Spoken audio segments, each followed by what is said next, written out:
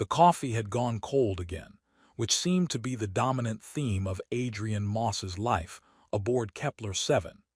He stared at the cup with the kind of weary resignation usually reserved for existential crises, though in his case, bad coffee and existential crises had become functionally identical somewhere around year 2 of his posting. The station hummed around him with that particular frequency that lived somewhere between comforting and maddening, a sound he'd long since stopped consciously hearing, but knew he'd miss desperately if it ever stopped. His workstation displayed 3,000 years of linguistic decay, the death rattle of a civilization that had collapsed before humanity figured out bronze. Fascinating stuff, really, if you enjoyed professionally organized depression. Adrian had spent the last 6 months reconstructing their grammar from fragmentary inscriptions found on a moon that barely qualified as a moon, more like an ambitious asteroid with delusions of grandeur. "You're doing that thing again," SAS announced through the overhead speakers. The station's AI had been named SAS-7, which stood for something bureaucratic and forgettable, but everyone just called her SAS because she'd earned it. "What thing?" Adrian asked, not looking up from his screens. "That thing where you stare at dead languages and contemplate the inevitable heat death of the universe. It's very on brand for you, but I'm programmed to monitor crew mental health, and you're skewing my metrics. Your metrics can join my coffee in the realm of things that have disappointed me today. It's 0900 hours. The day is young. I believe in your capacity for finding fresh disappointments." Adrian smiled despite himself. SAS had been updated 3 months ago with what the techs called enhanced personality protocols, which apparently meant she'd been given permission to roast the crew. He suspected someone in programming had gotten very bored. "Don't you have life support systems to monitor or something? I'm capable of multitasking, unlike some organic beings who can't even remember to drink coffee while it's hot." He was formulating a response when his secondary monitor chimed, the one tied to the perimeter array. Adrian frowned. The perimeter sensors were automated, designed to catalog passing debris and the occasional ice chunk that wandered too close to the station's orbit. They didn't usually warrant human attention unless something was actively trying to kill them, which happened less often than you'd think but more often than was comfortable. The readout made him sit up straighter. "SAS, are you seeing this?" The unregistered object on approach Vector 77 Mark III. "Yes. I've been tracking it for approximately 4 minutes. 4 minutes? Why didn't you?" "Because I was waiting to see if it would do something interesting. And congratulations, it has. The object is emitting a distress beacon. Very faint. Very old encryption protocol. Very not supposed to exist." Adrian's fingers moved across his interface, pulling up the sensor data. The object was small, roughly the size of a personal transport pod, and it was tumbling. No active propulsion, no course corrections. Just drifting with the kind of trajectory that spoke of violence and desperation. "Can you break the encryption?" "Already done. It's asking for help in 17 languages, none of which are currently spoken by any known civilization. Shall I continue letting it drift past us, or would you like to do something vaguely heroic and probably regrettable?" "Can you bring it into Bay 3? "I can do many things. The question is whether the station commander will approve an unscheduled retrieval of an unidentified object that could theoretically be anything from a plague ship to someone's experimental art project gone wrong. Commander Davis is on a supply run to the inner stations. She won't be back for 2 days. How convenient. I'm sure she'll appreciate your initiative when she returns." SAS just already deploying retrieval arm. "You're welcome. Try not to open anything that releases nanophages or philosophical paradoxes." 20 minutes later, Adrian stood in the observation window overlooking Bay 3, watching the pod settle onto the deck with a pneumatic hiss. Up close, it looked even worse than the sensors had suggested. The hull was scored with what looked like energy weapon burns, and one entire side had been partially melted and rehardened. Whatever had happened to this thing, someone had very much not wanted it to reach safety. Samir appeared beside him, holding 2 cups of fresh coffee. His friend and colleague had the kind of naturally cheerful disposition that made you wonder what he knew that you didn't. Heard you found a new toy. Sass has a big mouth. Sass has excellent judgment about who to inform when Adrian is about to do something interesting. Is it alien? The pod design doesn't match any human configuration I've seen. The distress beacon uses protocols that predate the coalition by about 300 years. So either someone is playing a very elaborate prank, or we've found actual alien technology. Samir's eyes lit up with the kind of enthusiasm usually reserved for children on holiday mornings. Please tell me it's aliens. I've been stuck on this station running the same fusion diagnostics for 18 months. I deserve aliens. Let's start with making sure it's not going to explode. The airlock cycled, equalizing pressure between the bay and the pod's interior. Adrian's hands were steady as he entered the command sequence. Years of academic training had prepared him for methodical analysis, even if his heart was attempting to escape through his ribcage. The pod's hatch, damaged but functional, opened with a sound like tearing metal. Inside, unconscious and barely breathing, was a woman. She looked human. Entirely, completely human, from her dark hair to her closed eyes to the way her chest rose and fell with shallow breaths. Adrian felt a strange disappointment, followed immediately by concern. What was a human doing in an alien pod broadcasting ancient distress codes? Then Samir whispered, "Adrian, her ears." He looked closer. Her ears swept back from her temples in elegant points, longer than human ears, tapering to tips that seemed almost decorative. Not human, nearly human. Close enough to make his xenolinguist brain start cataloging questions he didn't have answers for. "Get her to medical," Adrian said, his voice steadier than he felt. Now. 3 days had passed since Lyra woke up screaming in a language that made Adrian's translation software have what Sass described as a small existential crisis. The medical bay's diagnostic equipment had been equally confused, reporting that their guest was simultaneously human and decidedly not, which was the kind of contradiction that made physicians drink heavily and question their career choices. Adrian sat across from her now in the station's observation deck, watching her struggle with the common tongue while she taught him fragments of her own. She'd regained strength quickly, too quickly, according to the medical AI, which had added this to its growing list of biological impossibilities it was documenting about their visitor. "Your word for star," Lyra said carefully, her accent turning the syllables into something musical.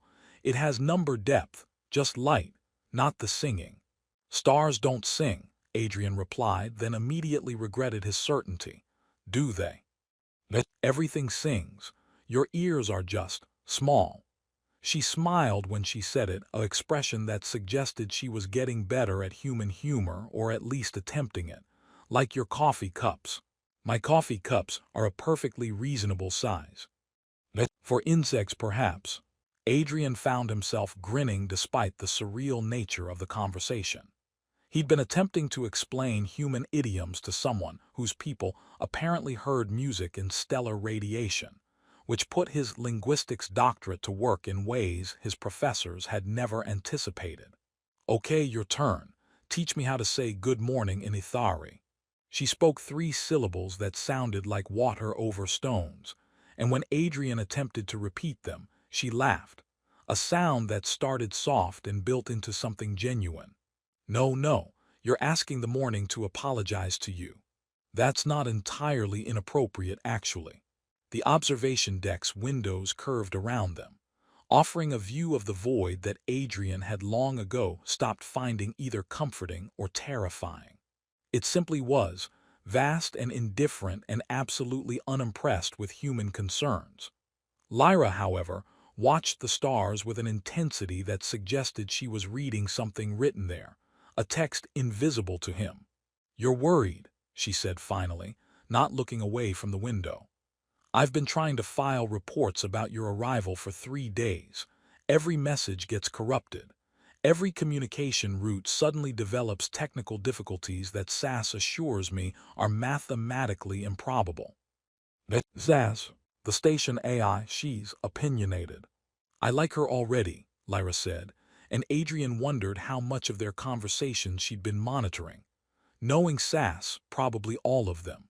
A soft chime interrupted them, Samir's personal code. Adrian tapped his wrist interface. Tell me you found something. Oh, I found something.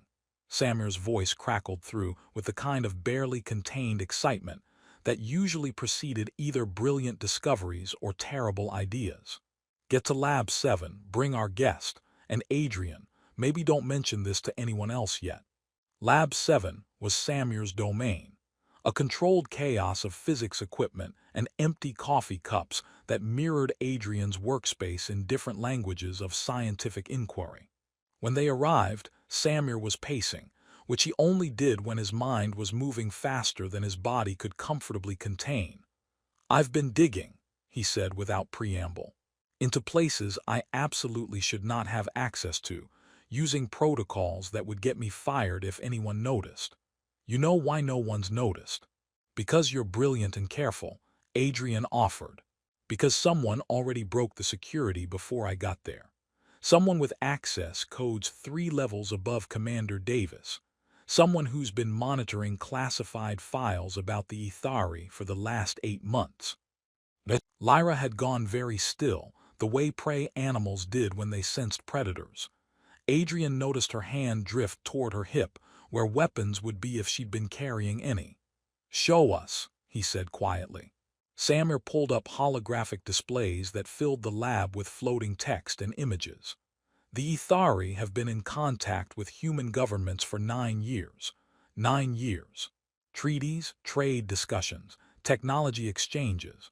All of it buried under classification protocols that make nuclear codes look like grocery lists. Adrian felt something cold settle in his stomach.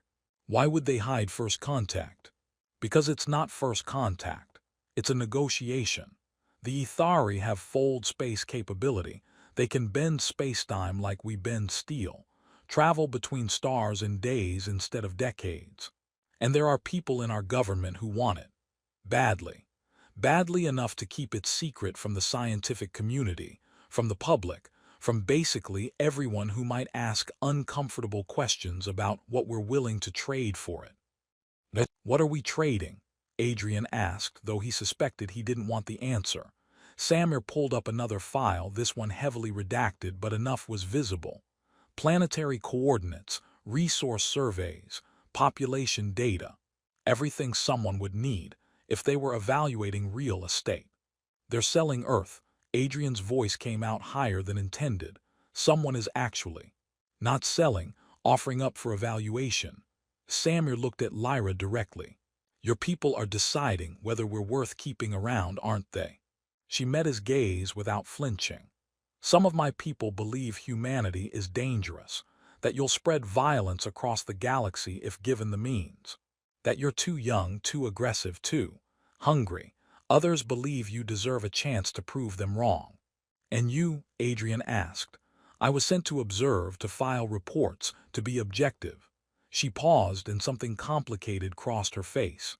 Objectivity becomes difficult when you're lying in medical bay, being saved by the people you're supposed to be evaluating. Well, that's just great, Samir said, dropping into his chair with theatrical despair. We're on trial and nobody told us. What else could possibly? Sass's voice cut through the lab speakers with unusual urgency. Adrian, we have a situation. Multiple ships just emerged from fold space at the system's edge. 4 human military cruisers, and 3 vessels that match no known human configuration. Ithari, Lyra asked, already moving toward the door. Based on their drive signatures, yes. And all 7 ships are on intercept courses for this station. Estimated arrival, 4 hours. Adrian looked at Samir, then at Lyra, seeing his own alarm reflected in their faces. They're coming for you. They're coming for what's in my head, Lyra corrected. The fold space algorithms, the navigation data, everything my people know about slipping between stars. Both sides want it and neither side wants the other to have it. So we're about to become the galaxy's most contested real estate, Samir said. Fantastic. I've always wanted to die in an interstellar incident. Nobody's dying, Adrian said with more confidence than he felt. We just need 4 hours, Sass interrupted. I suggest you spend it planning something clever rather than standing there looking worried. The looking worried part really doesn't help, though I appreciate the emotional honesty. Lyra grabbed Adrian's arm and he felt the strength in her grip, not human strength but close enough to be alarming. There's something else you need to know. The atmosphere here, the oxygen ratio, the pressure, it's slowly poisoning me. My body is breaking down. I have perhaps a week before organ failure begins. A week? Adrian stared at her. Why didn't you say anything? Because I was hoping I'd have time to complete my mission before it mattered. Now we have 4 hours before both our problems arrive simultaneously. Samir stood up, his earlier humor gone, replaced by the focused intensity Adrian had seen before when their friend was solving impossible problems. Then we'd better stop wasting time talking about how screwed we are and start figuring out how to not be screwed. I'm open to suggestions, preferably ones that don't involve heroic sacrifices or tragic last stands. Adrian looked between them, his best friend, an alien woman who was supposed to judge his entire species, and 4 hours until everything got significantly worse. Outside the lab windows, the stars continued their ancient rotations, utterly unconcerned with the small drama unfolding on a research station at the edge of human space. I have an idea, he said slowly. It's probably terrible. All the best ideas start that way, Samir replied. Let's hear it. The terrible idea, as it turned out, involved depressurizing half the station and hoping nobody died in the process. Adrian had presented this plan with all the confidence of someone who knew it was insane, but couldn't think of anything better. And Samir had responded by laughing until tears ran down his face, which Adrian chose to interpret as approval. Let me see if I understand, Sass said through the emergency channel as they ran through the corridor toward the central hub. Your plan is to make the station look damaged and unstable, trigger the evacuation protocols, and hope that both the human military and the Ithari warships decide we're not worth boarding because we might explode at any moment. That's the basic framework, yes, Adrian replied, jumping over a service panel that Samir had left open while rerouting power conduits. And you think professional military personnel will fall for this? I think professional military personnel have procedures and risk assessments. If the risk looks high enough and the reward looks uncertain enough, they might decide to wait us out rather than send boarding parties into a potential death trap. That's actually not terrible reasoning, Sass admitted. I'm almost impressed, the key word being almost. Lyra moved ahead of them with a grace that made Adrian feel clumsy by comparison. She'd raided the station's emergency supplies and now wore a pressure suit that fit poorly, designed for human proportions rather than whatever subtle differences her physiology maintained. Her long ears didn't quite fit properly in the helmet, creating an effect that would have been comedic under less desperate circumstances. The military ships are accelerating, Sass reported. 2 hours, 40 minutes to intercept. The Ithari vessels are matching pace. They're also broadcasting on encrypted channels that I'm absolutely not supposed to be able to decode, but can anyway because I'm magnificent. What are they saying? Lyra asked. The human ships are demanding, we surrender you for protective custody and national security purposes. The Ithari ships are demanding, we surrender you for treaty violation, and what I think translates to unauthorized technology exposure. Everyone is being very polite while threatening violence. They reached the hub, where Samir was already elbow-deep in the environmental control systems, his tablet displaying schematics that looked like abstract art designed by someone having a nervous breakdown. I can depressurize sections 4 through 9 without actually killing us, he said. I can also trigger the coolant leak sensors and make it look like we've got a radiation incident brewing in the reactor core. We don't have a reactor core, Adrian pointed out. They don't know that. This station runs on fusion cells, but the old schematics in the public database still show a fission reactor because nobody bothered updating them after the retrofit in 47. If I broadcast the right error codes, anyone scanning us will think we're about to go critical. This plan has more holes than my understanding of Ithari grammar, Lyra said, but she was smiling slightly. I appreciate the creativity, though. My people value improvisation. Good to know we're culturally compatible in our chaos, Samir replied, fingers dancing across his interface. Adrian, I need you to get to communications and start broadcasting a very panicked evacuation warning. Make it authentic. Pretend your coffee machine is broken. Too soon, Adrian muttered, but he was already moving toward the communication center. The station shuddered as Samir began his work, and warning klaxons started their mournful wail through corridors that suddenly felt far too empty. Adrian had never quite realized how much of the station's comfort came from the illusion that everything was under control. Strip away that illusion, add some flashing red lights and automated warnings about hull integrity, and the place transformed into exactly the kind of death trap they were pretending it had become. He reached the communication center and slid into the main chair, pulling up the emergency broadcast protocols. His hands hovered over the controls for a moment, and he realized with some surprise that they were steady. Perhaps panic was like coffee. After enough exposure, you built up a tolerance. "This is Kepler 7 station to any vessels in range," he began, pitching his voice with just the right amount of controlled fear. "We have experienced multiple critical failures. Hull breach in sections 4 through 9. Radiation leak detected in primary systems. Requesting immediate evacuation assistance. Repeat, this is an emergency broadcast." "Adrian, you're a natural," Sass said. "Have you considered a career in theater?" "Sass, not now." "Fine, but I'm documenting this performance for your personnel review.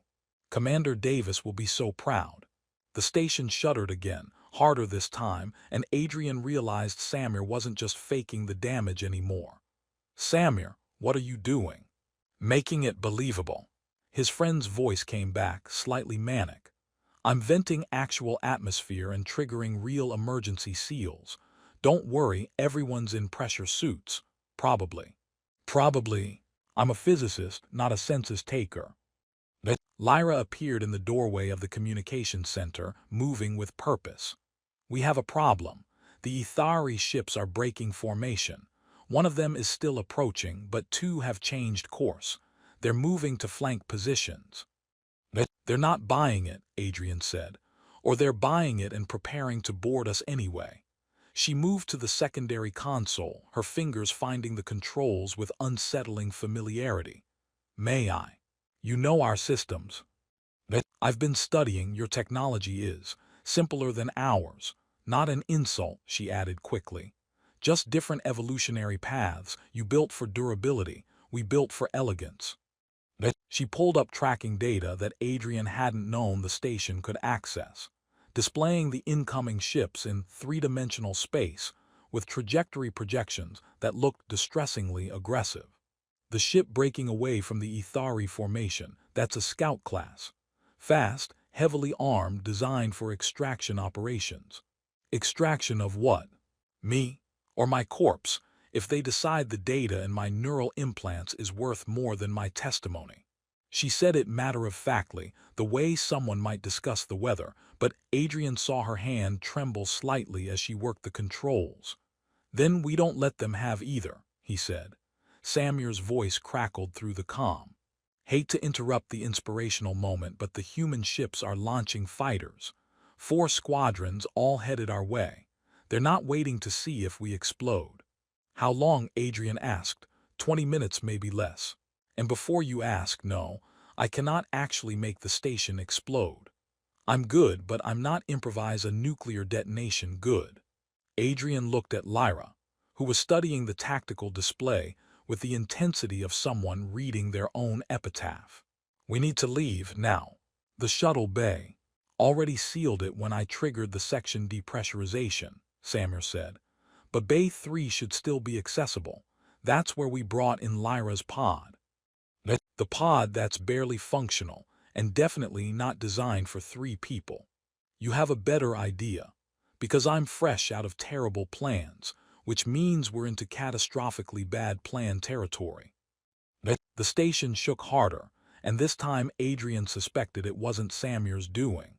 Through the observation window, he could see the first of the human fighters streaking past, weapon systems armed, scanning the station's hull for entry points. They moved with mechanical precision, each one covering angles while others advanced, professional, efficient, and absolutely not convinced by their improvised crisis. "Bay 3, Adrian said, already pulling Lyra toward the exit. "Sass, can you lock down the corridors behind us? Slow them down." "I can lock down everything except life support, and give them a maze that would make ancient Cretans weep with envy. Buying time is literally one of my best features. Go, run. Try not to die in a way that reflects poorly on my crew monitoring protocols." They ran, and behind them the station began to tear itself apart in ways both real and simulated. A performance of destruction that Adrian desperately hoped would be convincing enough to matter. Samir met them at the junction to Bay 3, his pressure suit sealed, and his tablet still clutched in one hand like a security blanket made of circuitry. "The fighters are docking at ports 7 and 11, he said, not even breathing hard despite the sprint. "The Ithari scout is coming in through the damaged section we opened up. We've got maybe 5 minutes before this place becomes very crowded with very angry people." Bay 3 loomed ahead, its doors still sealed, the pod visible through the observation glass like a monument to bad decisions. Adrian's hands flew over the access panel, overriding safety protocols that existed for excellent reasons, and the doors ground open with a sound that suggested they weren't happy about it. "Everyone in," he said. "Samir, can you pilot this thing? Can I pilot an alien spacecraft with controls I don't understand using principles of physics that might not apply?"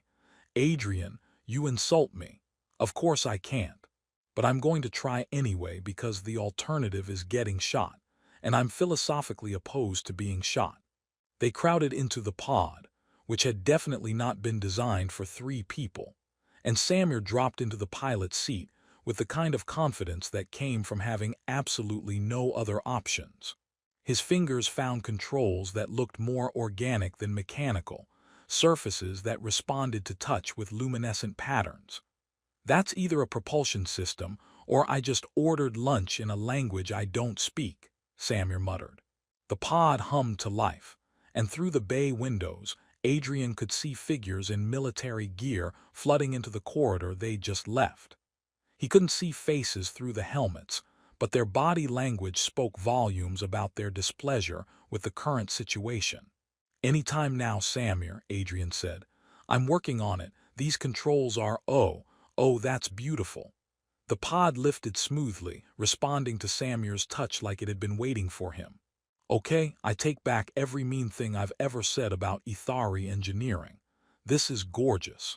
"Save the technical appreciation for later," Lyra said, her voice tight. "The scout ship is targeting us." Through the bay doors, now opening to vacuum, Adrian could see the Ithari vessel approaching with predatory patience. It was smaller than he'd imagined, sleek where human ships were functional, shaped like something that had evolved rather than been built. Weapon ports were opening along its hull, tracking their pod with mechanical precision. Samir's hands moved across the controls, and the pod responded with acceleration that pressed Adrian back against the bulkhead hard enough to make his vision blur. They shot through the bay doors into open space, and behind them Kepler-7 began to truly come apart, sections venting atmosphere in spectacular plumes, while internal fires painted the observation windows orange and red. "Was that us or them?" Adrian managed to gasp. "Yes," Sass replied through the pod's communication system, her voice distorted but recognizable. I may have accelerated the destruction timeline. Go be heroic somewhere else. I'll be fine, probably, maybe. This is my station and I'm taking it down on my own terms. The Ithari scout fired, and space lit up with weapons that turned energy into art, beautiful and absolutely lethal. Samir threw the pod into a spiral that would have been impressive if Adrian's stomach hadn't been trying to escape through his throat. Human fighters joined the dance, firing on both the scout and their pod with admirable egalitarianism. Where are we going? Lyra shouted over the sound of near misses impacting their shields. Away, Samir replied with slightly manic glee. Very quickly away, destination to be determined.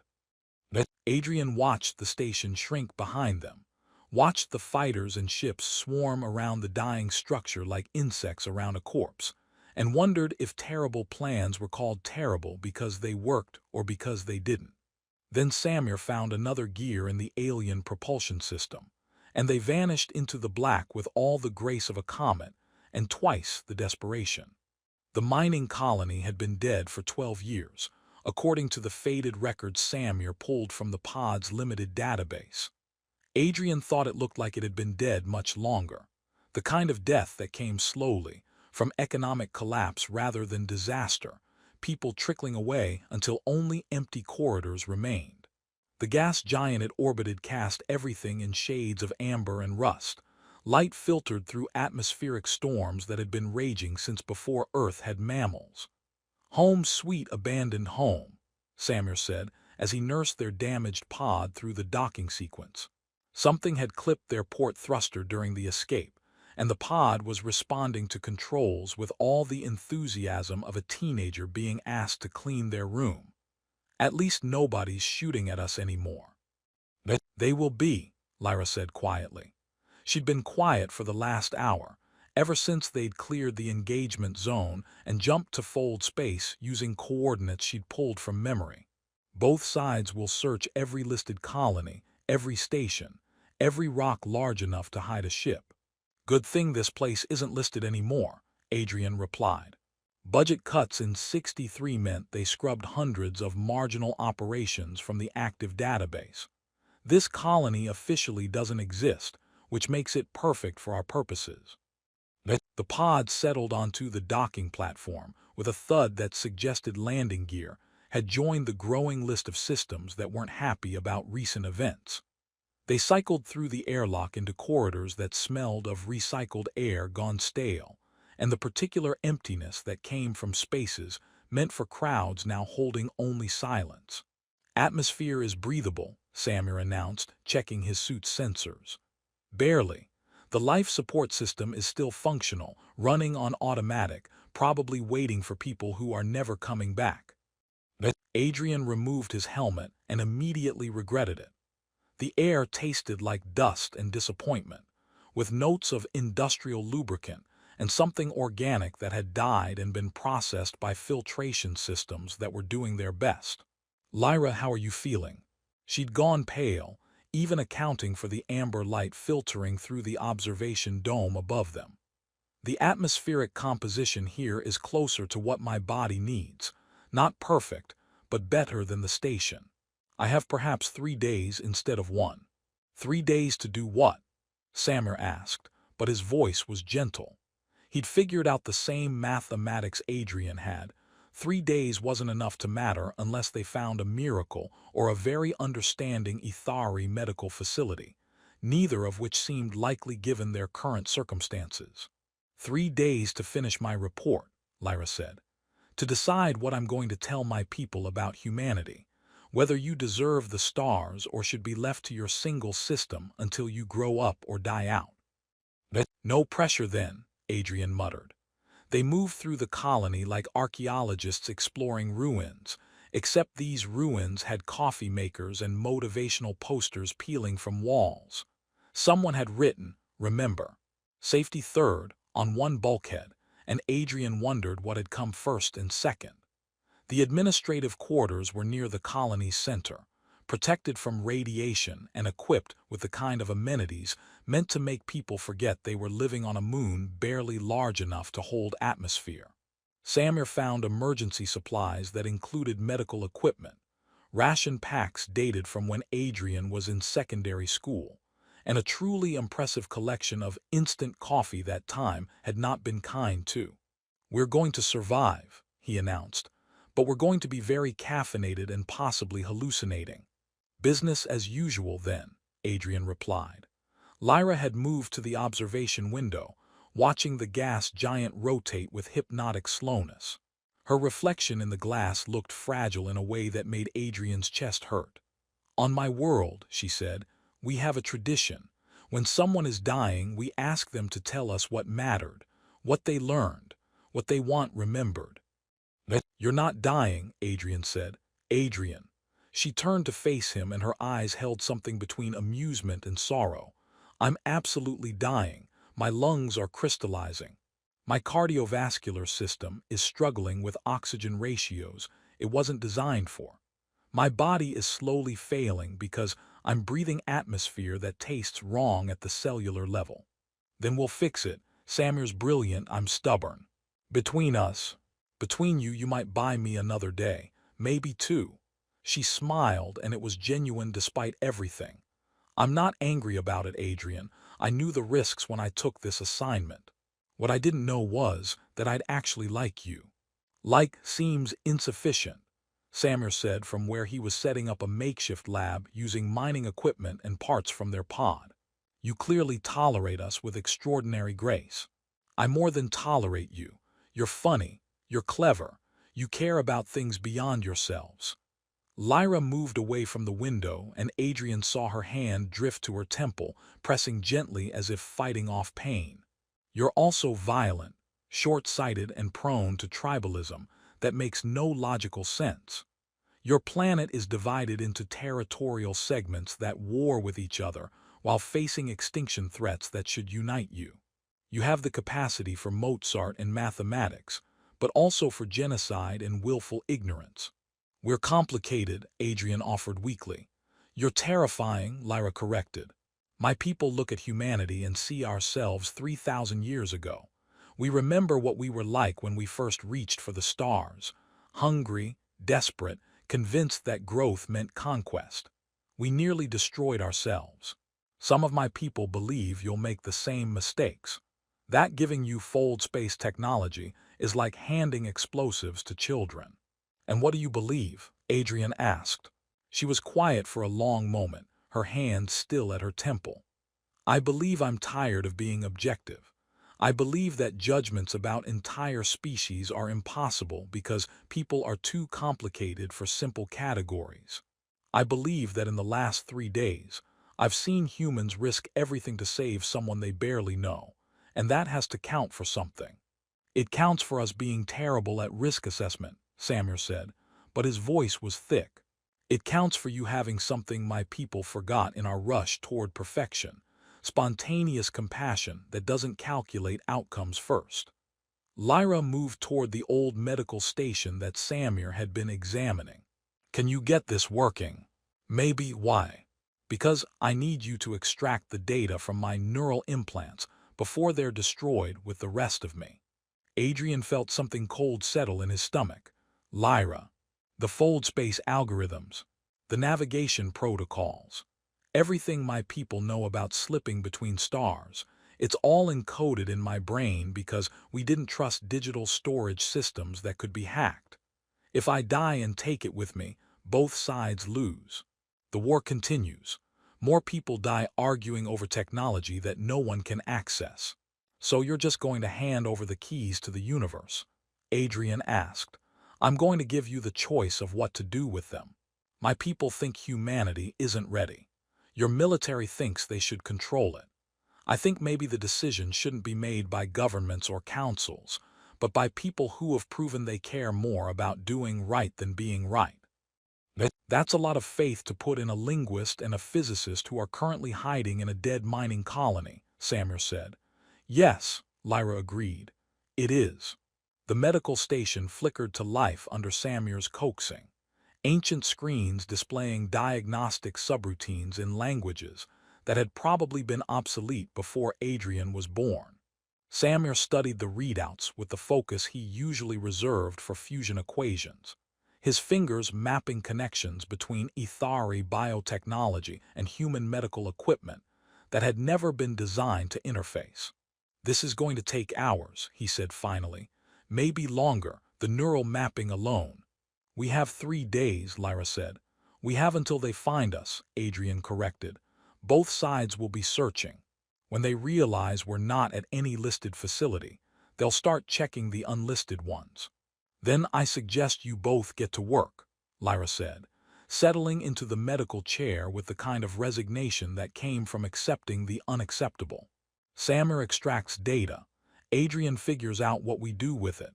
I'll just be here, slowly suffocating on atmosphere that tastes like broken promises." "Too dark," she added when they both stared at her. "Little bit," Samir confirmed. "I'm still learning your humor. Is this the inappropriate time for jokes about death?" "There's never an inappropriate time for jokes about death," Adrian said. "That's basically the foundation of human comedy." "Good. Then I'm culturally assimilating perfectly." Adrian moved to the secondary console, pulling up every file he could access about Ethari technology, human Ethari relations, and the political structures that had decided first contact should remain classified. The more he read, the angrier he became, not the hot anger of sudden betrayal, but the cold anger of realizing that people with power had made decisions that affected billions without bothering to ask if those billions might have opinions worth considering. "Samir," he said after an hour of reading, "did you know that the treaty negotiations included provisions for human colonists to be relocated if Ethari expansion required their territory?" "I did not, but I'm not surprised. Governments have a long history of treating people like furniture. There are 47 colonies in the disputed zone. That's over 2 million people who don't know their homes might be negotiated away." "But add it to the list of reasons why this situation is morally complicated," Samir replied, not looking up from his work. The medical station was now connected to their pod's computer systems through cables that looked like they'd been assembled from 3 different technological eras. "I'm getting readings from Lyra's neural structure. Adrian, this is beautiful and horrifying. The way they've integrated biological and digital systems, it's art and violation at the same time." "But can you extract the data without hurting her?" "Define hurt." "Samir, I can extract it without killing her or causing permanent damage. Whether it hurts is another question entirely." "Lyra." "But I've had worse," she said, though her voice was tight. "During training, we underwent multiple neural insertions. This is extraction, which should be easier, theoretically." "I love when medical procedures are theoretical," Adrian muttered. The gas giant outside rotated with its eternal patience, painting the colony in shifting shades of amber and bronze. Adrian worked through files and possibilities, trying to find an answer that didn't end with someone getting hurt. Samir worked through neural pathways and biotechnology, trying to extract secrets that could reshape human civilization. Lyra sat in the medical chair, breathing atmosphere that was killing her by degrees, watching them work with eyes that held something like hope. "When this is over," she said into the silence, "assuming we survive, assuming the data extraction works, assuming we figure out what to do with galaxy-changing technology, I want to see Earth. Your oceans. Your autumn light that photographs can't capture." "Deal," Adrian said without looking up. "I'll show you the Pacific. It's particularly good at being vast and humbling." "I'd like that," Lyra replied softly. Neither of them mentioned that she probably wouldn't live long enough to see it. Some truths were too heavy to say aloud, so they worked in silence while time ran out and the universe continued its rotation, utterly indifferent to the small drama of 3 people trying to save something that might already be lost. The atmospheric separator hadn't worked. 18 hours of desperate engineering, of Adrian and Samir cannibalizing mining equipment and shuttle components, of Lyra directing them through Ethari principles of environmental manipulation, and the machine they'd built couldn't produce the atmospheric mixture her body needed in quantities that mattered. It could buy her hours, maybe a day if they were lucky, but luck hadn't been particularly interested in their situation so far. Adrian sat on the floor of the Hab Dome, his back against the wall, watching the gas giant paint everything in bronze light. His hands ached from working with tools, his eyes burned from staring at technical readouts, and his heart hurt in ways that had nothing to do with physical exhaustion. Across the room, Samir had finally succeeded in extracting the neural data, hours of painstaking work that had left Lyra pale and shaking but intact. The data now resided on 3 separate storage devices, copied and encrypted and representing either humanity's salvation or its damnation, depending on who you asked. "You should rest," Lyra said. She'd moved to sit beside him at some point, close enough that he could feel the warmth of her, different from human warmth in ways he couldn't quite quantify. Her breathing was labored now, each breath a conscious effort. "You should not be dying," Adrian replied. "Counterpoint, everyone is always dying. I'm just doing it faster and with better company than most." Using humor to deflect from serious topics, "You really have learned human culture." "I had good teachers." She shifted slightly and her hand found his. Her fingers were cold and Adrian held them gently, trying to will warmth into them through contact alone. "Samir succeeded. The data is safe. Whatever happens now, both our peoples will have to make choices based on information rather than fear." "Information doesn't stop wars," Adrian said. "People are very good at ignoring information that doesn't support what they already believe. Then we hope they're equally good at surprising themselves." She paused, and her next breath caught, painful enough that Adrian felt it in his own chest. "Adrian, I need to tell you something. My final report. I sent it before we left the station. To my people's High Council, to the Diplomatic Corps, to anyone who would listen." "What did you say?" "That humanity is dangerous and beautiful, and worth the risk.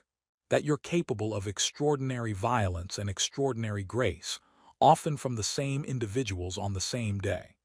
That judging an entire species by their worst members is cowardice, and judging them by their best is foolishness, but that somewhere in the complicated middle is the truth. You're growing, changing, learning. That you deserve the chance to reach for the stars and make your own mistakes rather than being quarantined for crimes you haven't committed yet."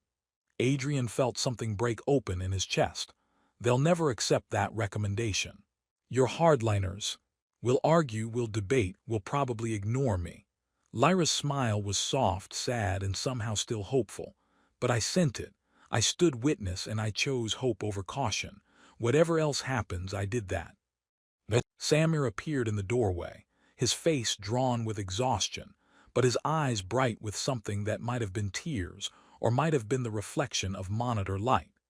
He held one of the data storage devices like it was made of something precious and volatile. "The Ethari scout found us. They're in orbit, no weapons active, but they're scanning the colony." "How long?" Adrian asked. "Maybe an hour before they send a boarding party, maybe less." Samir moved to join them on the floor, his back against the wall, forming a small constellation of exhausted refugees. "I encrypted the data with protocols that would take their best AI decades to crack.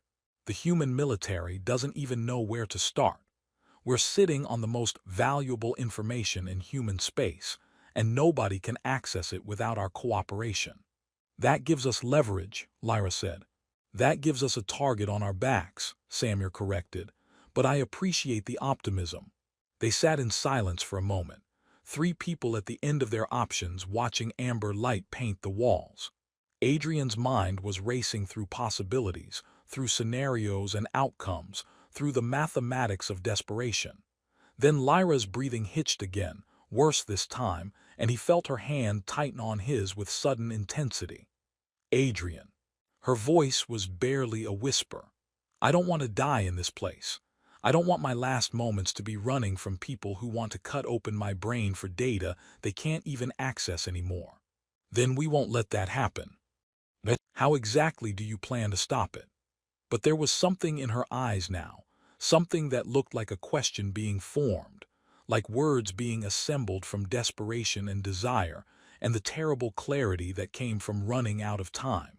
Adrian met her gaze and saw everything there, fear and hope and something deeper that neither of them had named because naming it made it real and real things could hurt you. I don't know, he admitted. I don't have a plan. I don't have answers. All I have is right now, this moment, and the knowledge that you're here and I'm here and whatever time we have left matters. Right now, Lyra repeated softly, and the words hung between them like a promise or a prayer. Her free hand moved to his face, tracing the line of his jaw with fingers that trembled. Adrian, if this is all we have, if there's no tomorrow, no rescue, no miracle, I don't want to spend it afraid. I don't want to spend it waiting for something that isn't coming. What do you want? His voice came out rough. I want to feel alive while I still can. I want to matter to someone before I stop mattering to anyone. I want, she broke off, and her eyes were bright with tears or determination or both. Right here, right now, before the universe takes this away from us too. Is that insane? Is that? It's human, Adrian said, and then corrected himself. It's both. It's what we do when we're out of time and options and everything else. We reach for connection. We choose to matter to each other. His hands were shaking as they moved to her face, cupping her cheeks gently, and he felt the difference in her bone structure under his palms, subtle variations on a theme of humanity. She leaned forward, and he met her halfway, and when their lips touched it was tentative and desperate and tasted like tears and dust, and the particular sweetness of moments stolen from the void. Her breath was wrong in his mouth, her body temperature slightly off, everything about her other in ways that his hindbrain registered as foreign, and none of it mattered at all. Samir cleared his throat. I'm going to go check on the thing. The technical thing that definitely needs checking. You two have this moment. I'll be in the other room, not listening, very focused on equipment. Samir, Adrian started. It's fine. Samir's smile was genuine despite the tears on his face. Someone should get to choose something today. Someone should get to have what they want before the universe says no. Just be happy. For as long as you can, I'll stand watch. He left, and the door closed with a soft hiss, and Adrian and Lyra were alone in amber light with no time and no future, and only this moment that they were choosing to claim against all logic and reason.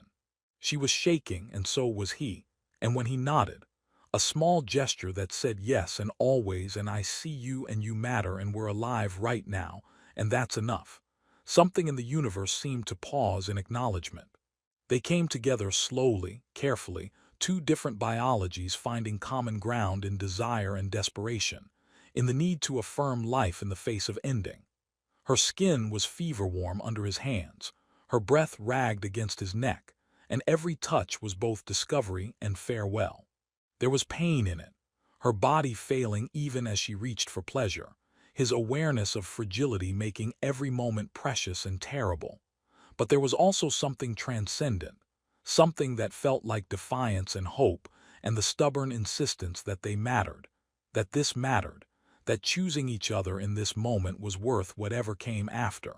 Outside, the Ithari scout continued its orbit. In the other room, Samir stood guard with data that could reshape civilizations and tears on his face, giving them privacy and time, and the gift of pretending tomorrow might exist. And in the amber light of a dying colony, two people from different worlds chose each other with shaking hands and desperate hearts, stealing meaning from chaos and writing a small rebellion against the void in the language of touch and breath, and the fierce, fragile insistence that love, or something close enough to call it that, mattered more than the universe's indifference. When it was over, they lay tangled together on the floor, breathing hard, and Lyra's laugh was soft and broken and somehow still full of joy. That was very human of us. Very alive of us, Adrian corrected, holding her close, feeling her heartbeat against his chest, too fast, irregular, failing. Lyra, don't, she pressed her fingers to his lips, don't make it sad yet, Let me have this. Let me remember that I chose something, that someone chose me back, that we mattered to each other even if it was only for a moment. So he held her in silence while time ran out and the universe continued its rotation. And when Samir's voice came through the comm saying the Ithari had landed and were approaching, when the moment shattered into action and consequence, Adrian carried the memory of her choice and his answer like a talisman against despair. They'd had right here, right now, and the stars themselves had held their breath in witness, and whatever came next couldn't take that away.